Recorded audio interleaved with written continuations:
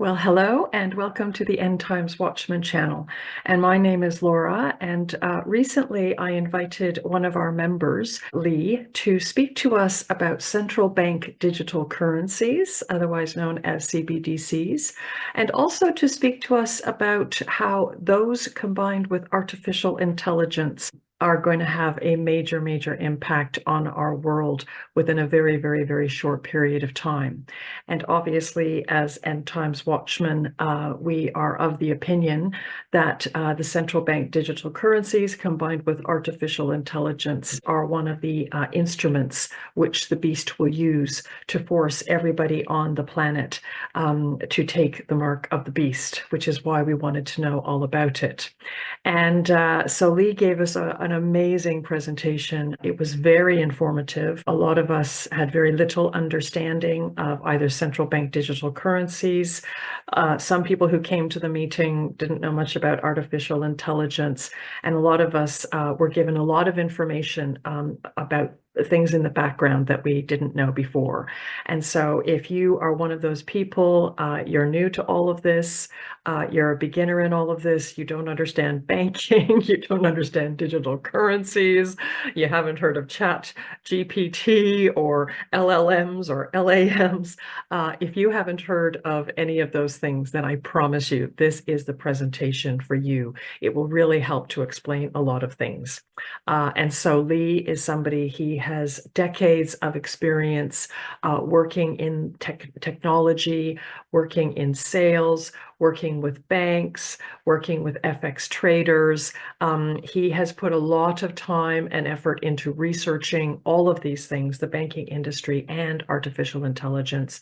He needs to understand it in order to conduct his day-to-day work. And he has a vast array of experience. And so he was really able to express and explain these things in a very simple way. At the end of the day, it's all speculative. And so some things could happen the way he says, some things might not happen the way he says.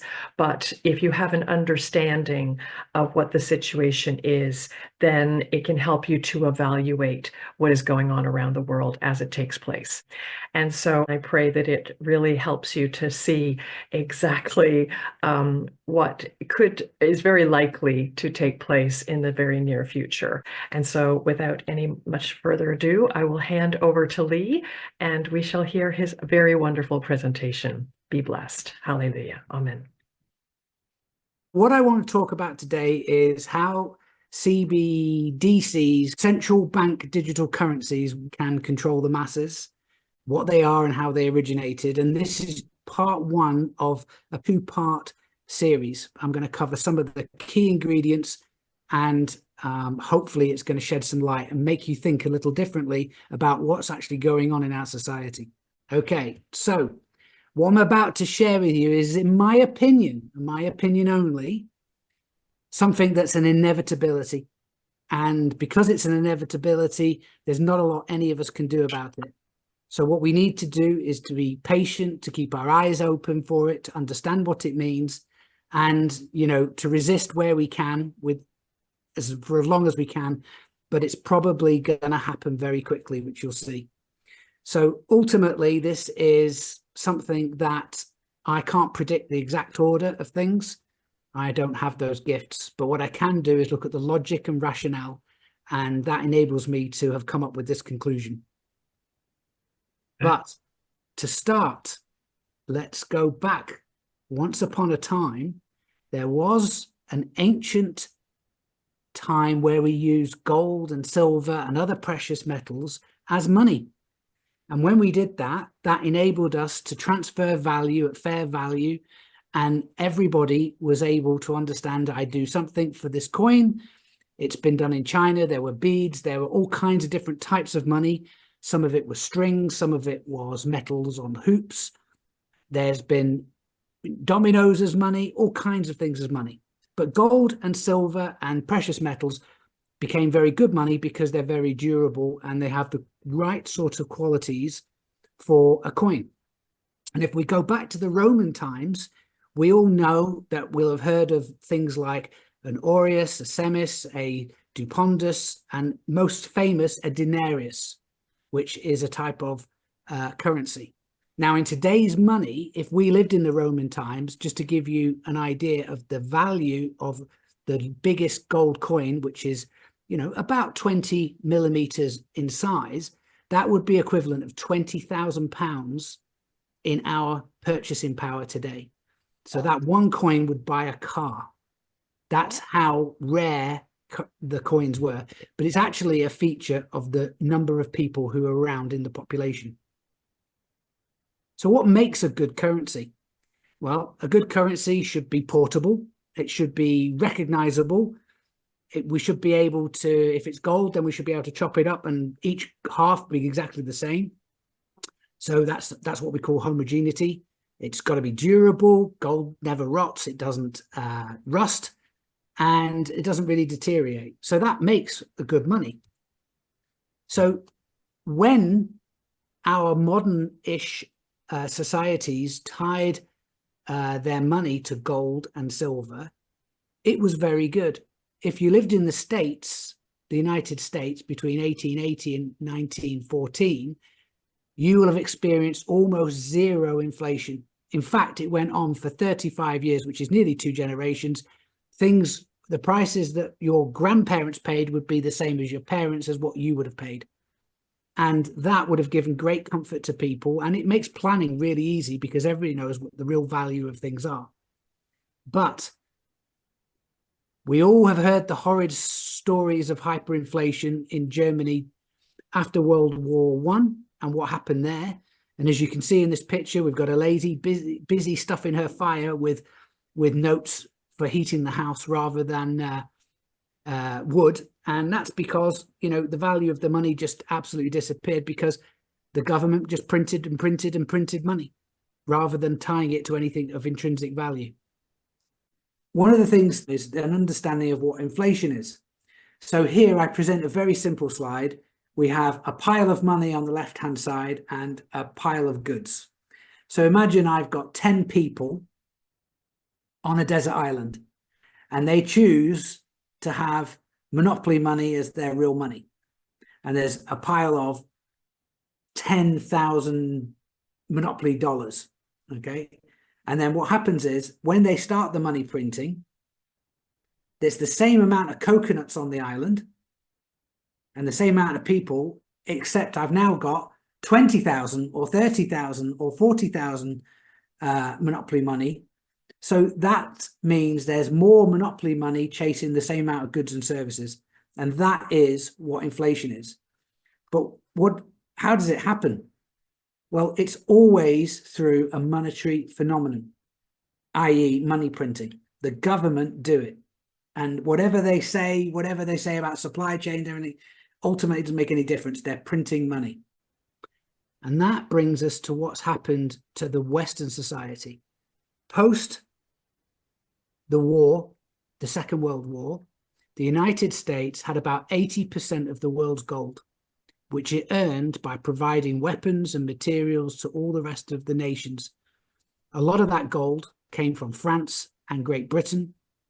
And with that gold, they held them massive amounts of reserves. And it was a very rich nation and did very well, prospered after the war for a long time. However, when Korea War happened in the early 50s, and then in 1970s, the Vietnam War started, the country very quickly began depleting their gold reserves, needing to spend an inordinate amount of money on that particular war. So Nixon, one of the presidents, decided, oh, it would be a really good idea if we actually disconnect temporarily the US dollar from a value of gold. And once they did that, they introduced a pure fiat money, which is effectively a paper note that's not absolutely valuable for anything. So first of all, if we think about what is a banknote, they used to say on them, I promise to pay the bearer, and it used to be so much gold or so much silver. And since 1970, since we've come onto the fiat standard, a promissory note just says, I promise to pay.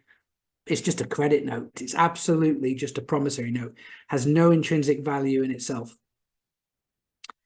And one of the things that we need to understand is how much money is digital already.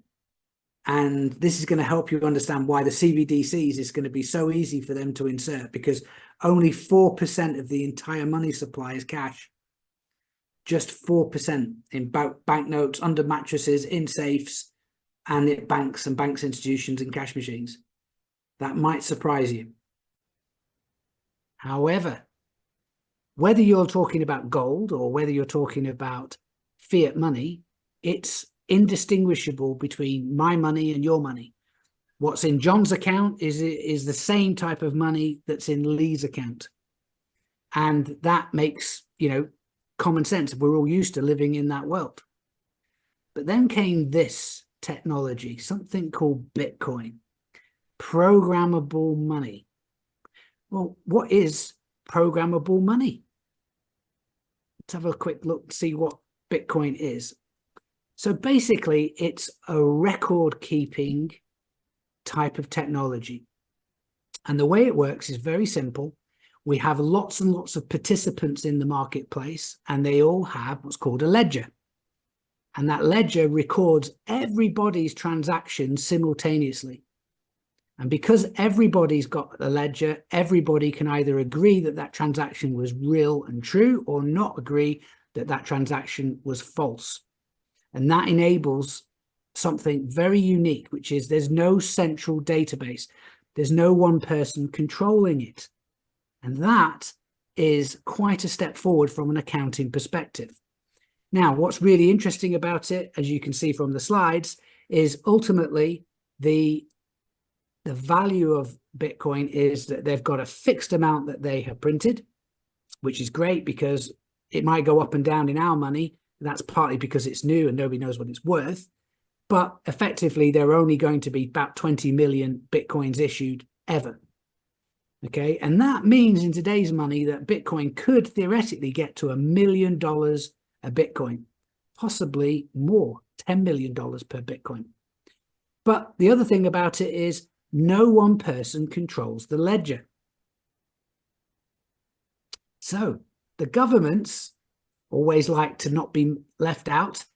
They decide they're going to get in on the act. And they've created something, a whole program called Central Bank Digital Currencies. But theirs is nothing like Bitcoin at all. Absolutely not. Because there's one ledger. And guess what? That's not our ledger. That's their ledger. It's not distributed. So nobody can disagree with that ledger. If they come along and make a change on it, that's it. It's changed. And that means it's in the hands of a very few people, and it's in the hands of politicians and the security apparatus, which is never going to be good. So if we did use programmable money, especially central bank digital currency, it would be a money like you've never seen before. It literally would be something that people would, in today's society, find very hard to get their head around and understand how that would actually work. Because it really will be money that like you've never seen before. And let me show you a few examples. Okay. Before we do that, with central bank digital currencies and programmable money, you've got to remember that it's a software program running on a computer. It's alive. It's not a dead thing. It's not a piece of gold. It's not a piece of silver. It's not a printed £20 note that's inert. It's a dynamic thing that lives. And if you use a live money, then effectively it can be changed at a drop of a hat. They decide they're going to change the rules, make a quick change on the computer, voila. Effectively, they could block where it goes, whether you could use it, whether you couldn't. It can be controlled on what you buy or what you sell. It can be programmed to tell you where you can buy, where you can sell, when you can buy, when you can sell, and who to, more importantly. Okay, so imagine we are living in a world with CBDCs, okay? And they say, right, new COVID comes along, COVID-20, and everybody has to stay at home. And they're literally, what they can do is they can change your currency so that it doesn't work outside, 1 mile outside your home. So you can't buy gas, you can't buy food, you can't buy fuel, you can't buy anything more than a mile outside your home. And that'll keep you in your little zone. So on this map here, Peter and Jane, they're based in two different places, but they won't actually be able to buy anything outside of those circles. Let's do another one. Jimmy here, he likes a drink, and he's gone to the doctors, and the doctor says you've got a drinking problem, and he admits he's got a drinking problem, and the doctor says, right, well, for your own benefit, I'm going to create a ban on alcohol for you because they've got the capability. Why not? It's in the public interest. Let them do it. That's what the people will say. So Jimmy's banned from buying alcohol, which means his ability to purchase it on any device, on any way, because there's no cash anymore, he just can't buy alcohol at all. He'll have to get his friends to do it. But there's a catch there too, which we'll see in a minute. Another example is, imagine if they want to boost the economy. Economy's dragging a bit. What we'll do is we'll make the young people pay for holding money in their bank account rather than earn interest. But we won't do it to the old people because they need it. They literally can say, oh, you are 25 to 30 years, you're going to get this punitive action on your money. And it doesn't matter where you put it. It's not the account that's charging interest. It's the actual money itself is just disappearing on you. Another scenario, government wants to improve net zero targets. Well, we've heard that before, haven't we? Right? Well, basically they can say the further you drive in any given period, we're going to put an increasing rate of charge either on the gas you pay or on a road tax type bill. And it'll just be taken from your account. Just like if you get a parking ticket, it'll just disappear straight out of your account. They won't ask you to pay and chase you for it. They won't deal with that. It'll just be straight out of your account, gone. So there's another example is rationing. In the war, we all had these ration cards in World War II. And that enabled you to get so much specific margarine, so much sugar, so much tea, so much butter, etc., etc. Effectively, we can charge a basket of goods differently for different amounts of things and literally turn them off. So you go to Tesco's doesn't have to say you're only allowed 3 at a time. Because basically you buy 3 things, they're going to know what you bought and they can ban you on them. Another example, I'm building up a story here. An arrest warrant is issued because you refuse to sign up at the army and the police don't know where you are. You run off somewhere. They turn your money off, right? Literally all the discretionary money so that you can't get any fuel, you can't get any food, you can't travel anywhere, you can't pay for anything. It wouldn't affect your normal bills because they haven't charged you yet, but basically they could turn off all your money. And it's worse than that. Because money's alive, it's on a device, it's our program, they would actually know who else has been around you helping you. So if you start buying things for somebody else and they can detect it, they'll know. Right, so here it is. This is money like you've never seen before because actually it's programmable and actually it's all about you. So we hear such complicated things. You look at the UK tax base, and you look at the laws and everything around, it's really, really complicated. We need armies and armies of accountants, and we need armies and armies of paper laws to work out what's what and everything else like that. Isn't it just far better to have your money change on you, depend on who you are, when you are, and your taxes are automatically deducted from it using a computer program? Because they know who you are, they know your age, they know the gender that you declare, they'll know your marital status, your medical status, how much savings you got, what your pension is, and they just basically will calculate. Your money will automatically do it for you. The money will be it, and that will save the economy an enormous amount of costs in taxes, tax collectors, and it's the reality is it's just so effective to do this that there's no way they're not going to do it. No way. It's zero chance. But what happens is, over time, this technology would mean that money no longer becomes money. Because they can ration what you get, the money specific to where you are, who you are, and everything else, it is effectively no longer money as we know it. It is a social score. a social credit score. And if you do things the government doesn't like, then you're going to be punitively hit with it.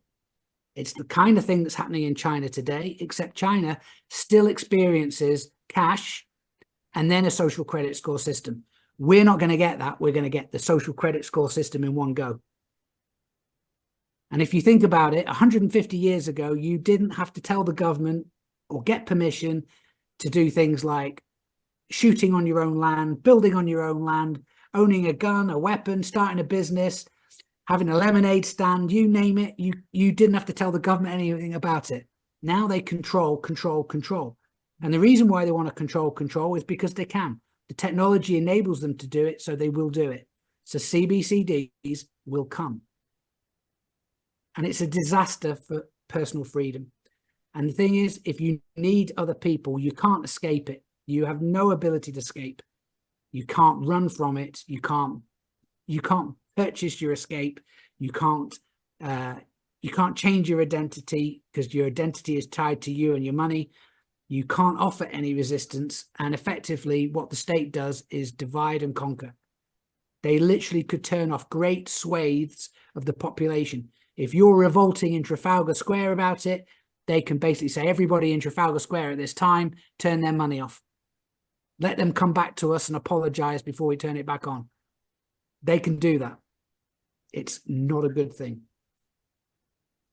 So everybody goes, well, it's theoretical, right? CBCDs are theoretical.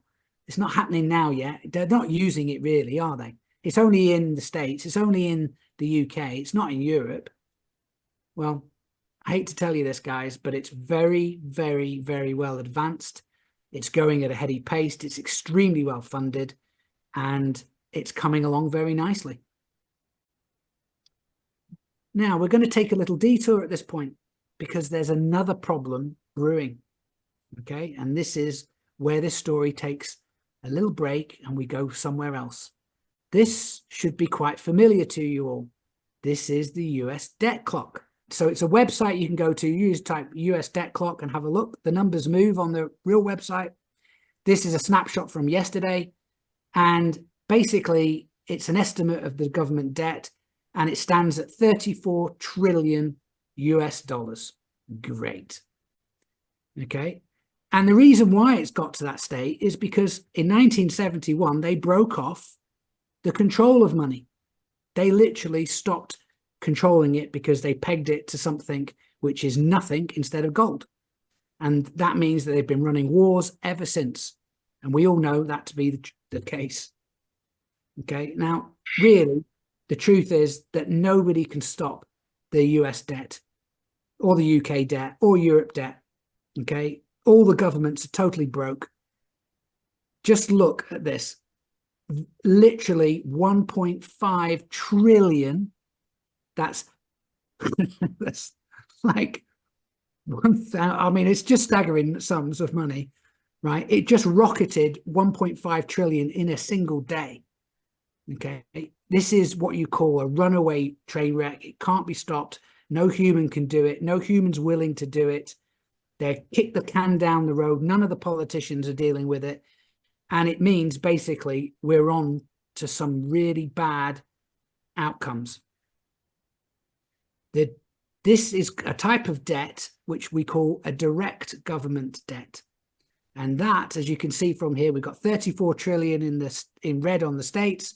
But Britain, you know, we're 2.3 trillion today. Spain, you know, nearly 1 trillion. Italy, 2.5 trillion. I mean, these are staggering sums of money that's just never going to be repaid, right? But it gets worse. There's something more sinister called unfunded liabilities, which is the actual future payments that are due to people, the commitments that have already been made that won't be. And it is staggering. It is 9.6 times as big as the direct national debt. In fact, in the States, it's quoted as being 331 trillion, which is, if you add up all the money in the world, it's twice all the money in the world, around 8 or 9 billion people. It is enormous. It's staggering. And what is it? It's medical liabilities, it's pension liabilities to policemen and teachers that have retired. Councils have given retirement plans, gold plate retirement plans to people. But who does all this money, who owns all this money? Well, a lot of it is pensioners and old people. Okay, we all know that a lot of the world's wealth is in the top few percentiles, in the very, very rich billionaires and that kind of thing. Okay, but for the most part, a lot of it is owed to pensioners. Everybody in the country who's got a pension, they seem to think that when they paid into the system, they paid the government this national insurance and these taxes, that the government somehow invested it wisely into a fund, and there's a magic pot that they can then give it out to all the people who paid into it. And it's just not true. It doesn't exist. The government spent every penny that people gave it on national insurance. There is no investment pot. So what did the governments try and do? Well, they printed money in the late 2010s. They called it quantitative easing, but really what that is money printing. And they're trying to make this money go away in value so that in 30 years, it becomes a lot less of the problem. But unfortunately, as you've seen, it's actually increasing at a rapid rate. So inflation won't really make it go away.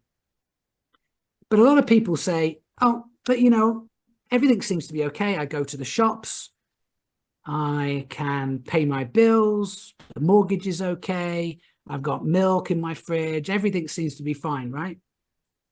Well, we need to introduce a concept called the quasi-equilibrium. Now, what is a quasi-equilibrium? Effectively, if we mounted these stones in this pattern, and I did it, the chances of the staying put are zero. They're going to fall down straight away. But if you slowed down time for a split second, they would not move. It would be stable for a short period of time. And that's what's going on in our economy. Basically, we're in a quasi-equilibrium where it stays working until the moment it doesn't. And when it doesn't, it all collapses simultaneously. That's what a quasi-equilibrium is. And that's what we're in at the moment. That's why it seems okay. But the powers that be, they know it's going to come down. They know it's going to crash. Okay. And every time we've been in the situation, they pull a big war out, and that makes everything good again, because then their technological base will acquire all the world's assets, and that will set them off back on a balancing foot. Now, this is actually something that 99.99% of the people don't know. But on September the 26th, 2022, the British government themselves nearly destroyed, and I mean that word very carefully, they nearly destroyed the UK pension system. And if the UK pension system had gone down, it would have been like dominoes, and we would have had the big one. And what happened is one of the government members, called Prime Minister Truss, kept talking about tax cuts, tax cuts, tax cuts. The market goes, hang on, tax cuts means you're borrowing more money. You haven't paid us back what you've already owe us. We're not going to give you any more money. We'll put the price up. Because they put the price up of government debt, it meant that the interest rates that they were getting went down. That caused a margin call. It's quite complicated what happened, but there was a series of events. It started on the 23rd, on the Friday. By 5 a.m. on the 26th, the government had to step in and buy 65 billion of gilts. And it just so happened that several weeks later, they said to everybody, oh, we're going to have to put taxes up, which was a surprise. And the amount of taxes they need to claw back was 65 billion. But what I'm trying to say on this slide is everybody, you didn't know it happened. I was in that market at the time. I was working in that sphere. I knew what was going on. I had a lot of involvement in it, and I had a lot of peers' involvement in it. But basically, nobody really knows just how close it came on that single day. So it could be a total collapse So a total collapse would be where the government doesn't step in and save the system. One part of the economy fails and it causes a domino crash on everything else. And what that means is, for the most part, corporations in the States become very much destroyed in value. And that means that because there's no money there, there's no new money for investment. It means that the money in a pension account that might be, you might have £1 million put away for your pension, and that would just be gone. Granny couldn't pay her bills because she'd have to move in with the children. There's no way she could afford food. The pension doesn't cover it from the state. And, you know, these just become a vicious circle. But the government are going to step in and save the system. So when that happens, the government are going to come in, and it's the perfect timing to implement the CBDCs, okay, that we've, as a population, we've let the governments print this money. Effectively, what CBDCs will be is effectively them changing the rules of a monopoly game. Today, we all use pounds, we all do everything else like that. But in the future, they literally can come along and say, I'm not using that system anymore. I want a different system, one that favors me. And that is effectively what they're going to do when they put this stuff in. So when this next step comes in to rescue the system, it's going to seem like a saving grace. Okay, but what a lot of people don't realize is actually they've been planning this for a long time. And when you know how long this has been planned in, it's going to make you annoyed because they already know this. So there are 4 telltale signs that tell us that stuff has been happening in the background. KYC and NAAL and CFT. Okay. So for the last 10 years, the government have been putting new rules in. Okay. And we're going to look at them and see what they actually mean. But these are already law, well embedded down, nothing you can do about it. The first one is called bail-in. So let me explain what this is then. Okay. In the old days, when the bank went bust, they used to go, oh, we need a bailout. And the government came along with a load of money and give it to the bank and say, well, don't do it again and pay us back. And that's what they do with Royal Bank of Scotland. They had to give them £64 billion, which they did get back in the end. But some of the banks that went bust, they didn't get their money back. So basically, in the old system, the bank gets wiped out. If there is a big crash, the banks, again, will still get wiped out. Okay, but the difference here is with bail-in, we have a different approach now. The law has changed. You will have been receiving lots of letters through the post year after year, and you probably didn't even know them. We are changing your terms and conditions. We are changing your terms and conditions. And actually what they're doing, they're telling you in black and white, year after year after year, that this is the new model. So when we talk about a typical bank, we have assets and liabilities, and you can see from this diagram here, and you have assets, deposits, liabilities, and somewhere in the picture is the bank equity, how much the shareholders of the bank actually own. Now, what bail-in says, if the bank goes bust, it's no problem. Instead of worrying about it, we'll just take the deposits and give it to the bank as equity, give the people whose money we take away, we give them bank equity, and they can be shareholders instead. But effectively, they've just taken grandma's money and they've put it into the bank. They've turned it into stock, like almost an investment. Okay. But they've been sneaking this law into it time and time again, bit by bit by bit by bit. And that's exactly what the terms and conditions say. In a distressed bank situation, your deposits can be converted into bank equity. Read the small print. Okay, this is another one of the stealthy laws they've been putting in. And this one's a biggie, and it's really, really subtle. Really, really subtle. Accountants are now required by law to validate each and every source of income we get as to the original nature of that income. And if we can't validate it, they don't take the money off us today. They just put it on the accounts that they cannot validate this particular source of income. Okay, so now we can't validate the source of funds or the source of wealth. So the real agenda is this. There's going to be a crash, and when it comes, there's going to be a new system. Just like the British changed from the old monetary system of 240 pennies in a pound, shillings, and all of that into the metric system, we're going to get a new system. It'll be in CBDCs. And when it comes, not everybody's money is going to make it into the new system. Only people who have validated their sources of income will qualify. And that means a lot of people's wealth will disappear. And I mean literally into the wastebasket.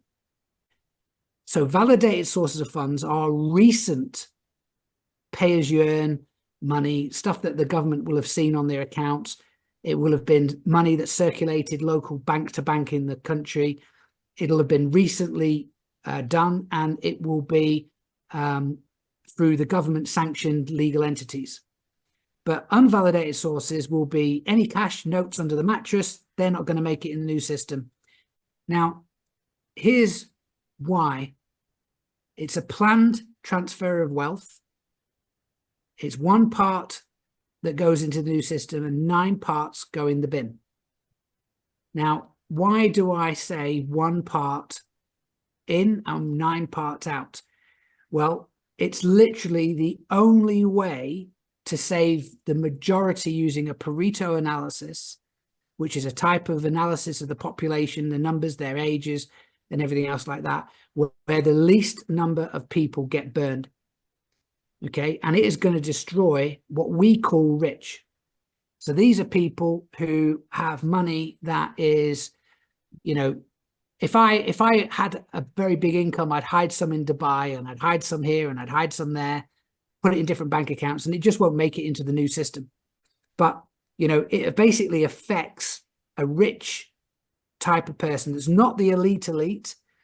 They're not particularly in the know, but they have, you know, a really good portion of the wealth. And that's where they need to take the money. That's where they need to do it in the CBCs, so they don't have blood on the streets and they can return it back to normal. How does getting rid of offshore bank accounts help the government? Well, if you think about it, if you have an offshore bank account, and I have some money in Dubai, for example, and it's £100,000 and the account is in pounds, somewhere in that system, in that bank, is a credit note at the Bank of England for that 100,000. Okay, it will actually be deposited somewhere through a mechanism in the Bank of England. And so if the Bank of England said, hang on, we're not letting your money come into the country because it's unverified, it's not allowed, it's not going to be part of our currency, we don't know where the money came from, we're not going to allow you to do it, then that money gets written off in the bank account. The person who owned it loses it. The liability against the UK government and the central bank disappears. So it's effectively a credit. It's like them earning some money that they didn't earn. They're just, another word for it would be stealing. It's like stealing money. But they won't present it to you that way. They won't say, we're stealing people's deposits overseas. They'll say, we're not letting unverified money come into the country in our new currency because that was a problem in the past. That's what they'll say. The other thing that we needed to know is to understand what interest rates and how they get set. Well, what happens is because banks are what we call a fractional lending organization, they have to put some of their money in a bank deposit with the Bank of England. But that money, once it's there, receives interest paid by the Bank of England, printed by the Bank of England because they don't have any money. Basically, they print it up, add it to the pile and give it back to the bank. And that's how the banks get what's called the base rate. And then if they're going to lend you some money, they'll add 2 or 3 points on top of it. If it's a credit card, 20 points on top of it, 20% on top of it. But that's how they do it. And that's how the interest rate is controlled. So he talked about how all of these offshore accounts have to have an account in the Bank of England. So if the Bank of England now sets the base rate and it's anything other than 0, then not only is it a liability, but all of those offshore accounts, whether you see the interest or not, the bank that is holding your money in the Bank of England is now being paid interest on your wealth. So do you see why the government wants to get rid of your money if you have an offshore sterling account? And it's You big see, buck. So what's going to happen to pensions?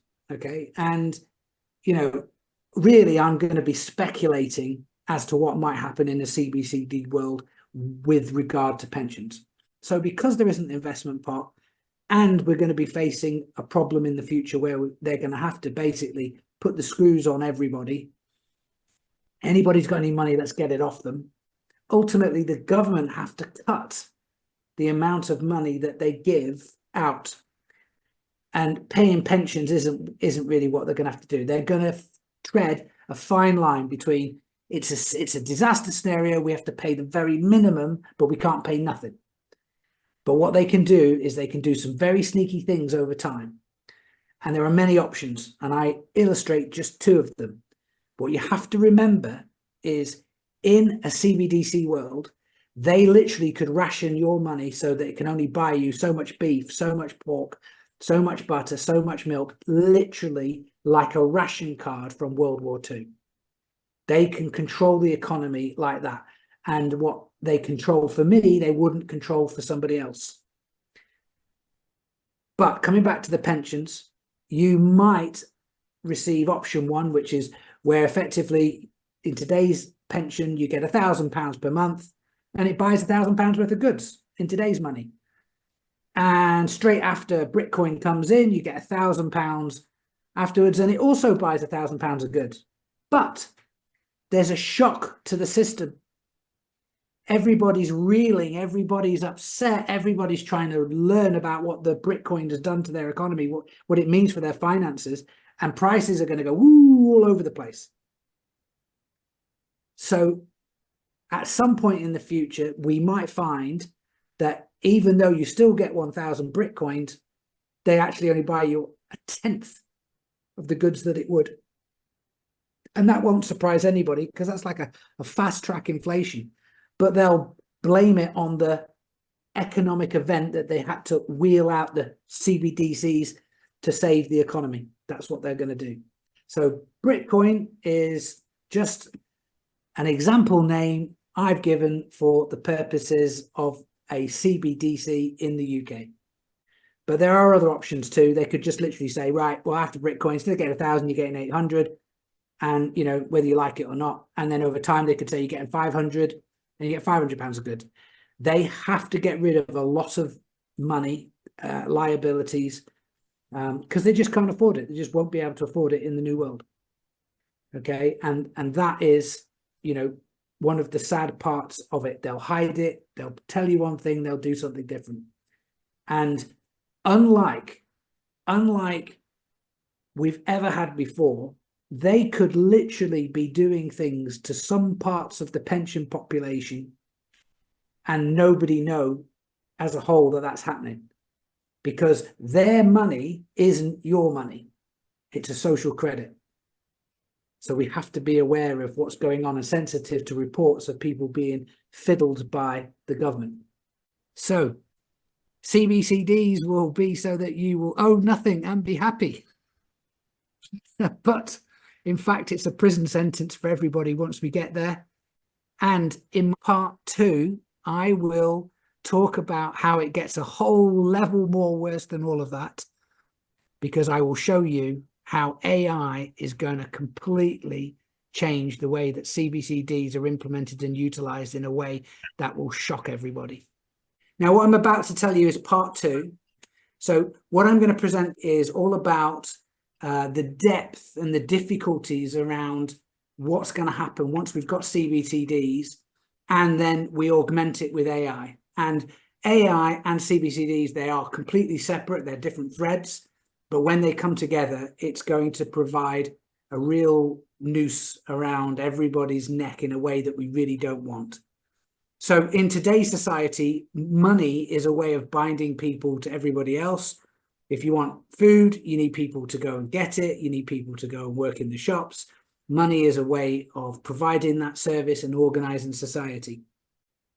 And we influence those policies using governments, and they change different things to make more of this or less of that. And that's how they work.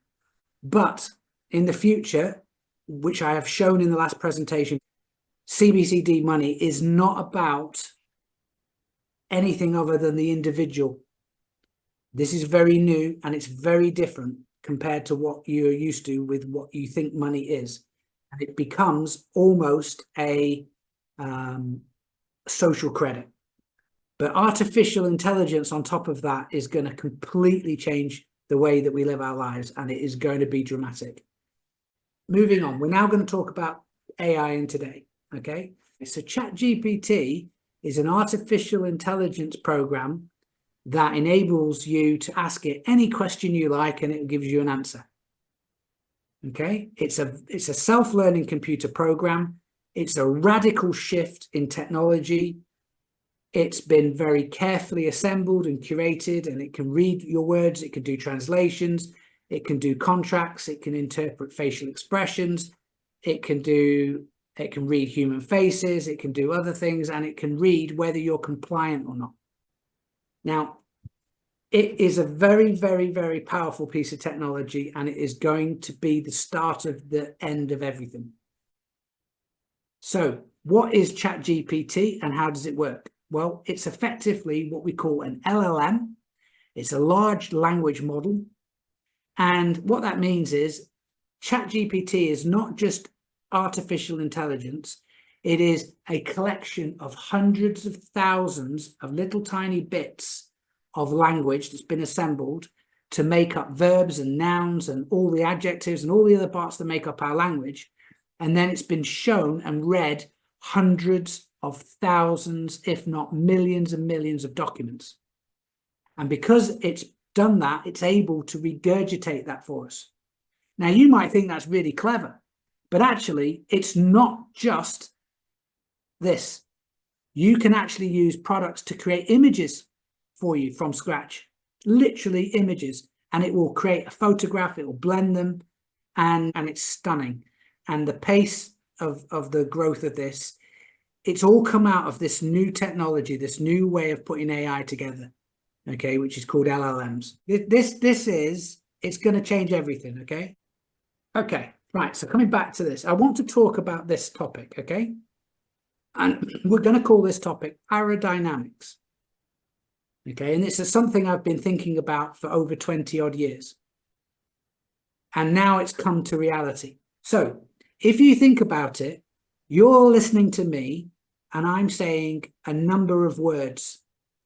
Now, you know what it is to be human. You know what it is to live a life in this country or a Western country or wherever it is. You know what it's like to be a Christian. You know what it's like to use a computer. You know what it's used to do all kinds of things. And because you've got the same paradigms of experience that I have, we can communicate with very little data in these words, and you know exactly what I'm talking about. And any two entities that have the same paradigms, aerodynamics, they can talk to each other with words like we're doing. Now, a computer up until now hasn't been able to do that because it doesn't know what it means to exist. It doesn't know what it means to go shopping. It doesn't know what Amazon does or what a glass of wine is or, you know, what a beefsteak dinner is. It doesn't know relative expensiveness or anything. But that's changing very, very rapidly. We are now at a point where a computer program, ChatGPT and others, are able to actually understand what we're saying for the first time because they understand the paradigms of human existence. So very soon, we're going to have LAMs, large action models. Okay? So what is an LAM? Well, if you can have a computer and it knows what it's like to be human because it has the same aerodynamics as you, it can also know what actions are appropriate to be taken in a particular situation. Okay, now this has enormous and profound use, and here's why.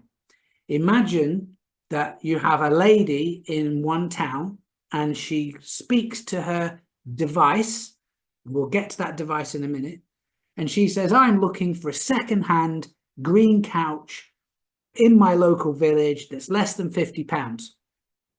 And there's another person in the village talking to her device and says, I could do with a new couch. So maybe I can find somebody to buy this old green couch and come and pick it up for me.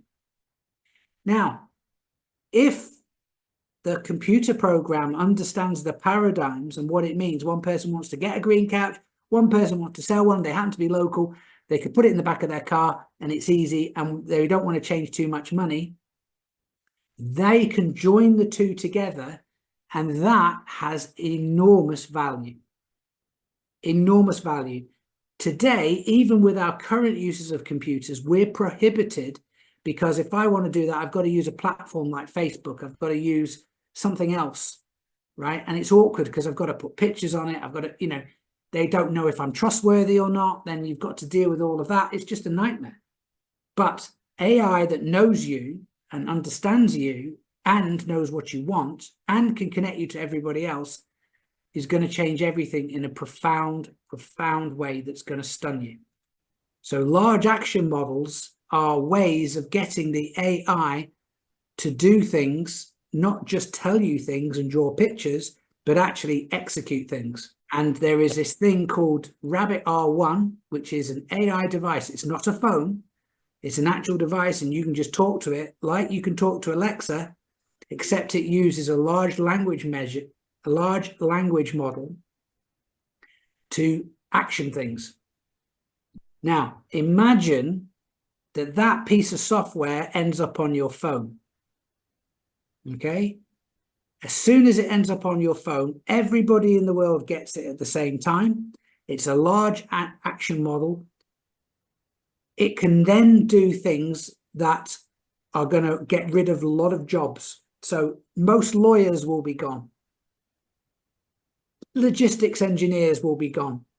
Most accountants will be gone. Civil service will be gone. Healthcare, administration, middle management, middlemen in deals, taxi drivers and truck drivers. Okay, they're all going to be gone, and many, many more, because effectively AI is going to drive everybody out the marketplace, because things can be done cheaper, quicker, smarter, and better than you can perform and you can train people to do. Now, there's a thing about critical mass, and this is a statistical thing, and you're going to have to take my word at this. But what's going to happen with LAMs is they're going to start coming out, and a few people have them, few people use them, and all of a sudden it's going to go boom. And when it goes boom, that's when you're really going to feel it. You'll have people laying off workers right, left, and center. You know, companies collapsing because they can't afford their people anymore. They can't compete. They can't get out of their deals. They can't get rid of their employees, that kind of thing. Okay, that's when LAMs become a serious, serious player. And we're such a speed of technology, we don't actually know how quick that's going to be. Is it 5 years, 3 years, 10 years, or 1 year? Okay, now what this slide is saying is this, right? Because the value in the network is exponentially greater if everybody is on the same network, then there is only going to be one AI. And that AI is going to be the best AI. It's going to be the most popular AI, and it is going to be the one that has the most users on it, and it will dominate. It will dominate the world very quickly. This is going to happen very, very quickly.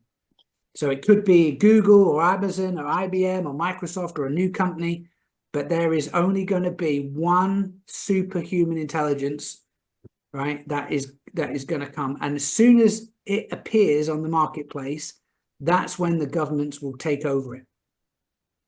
But here's the thing I want you to think about, right? What I'm trying to say to you here is there is going to be one large action model that comes out, one giant AI. And when the government realizes they can streamline healthcare services, they can get rid of civil service, they can get rid of tax people, they can get rid of accountants, they can get rid of this stuff in combination with CBDCs, they are going to grasp it and they're going to go with it.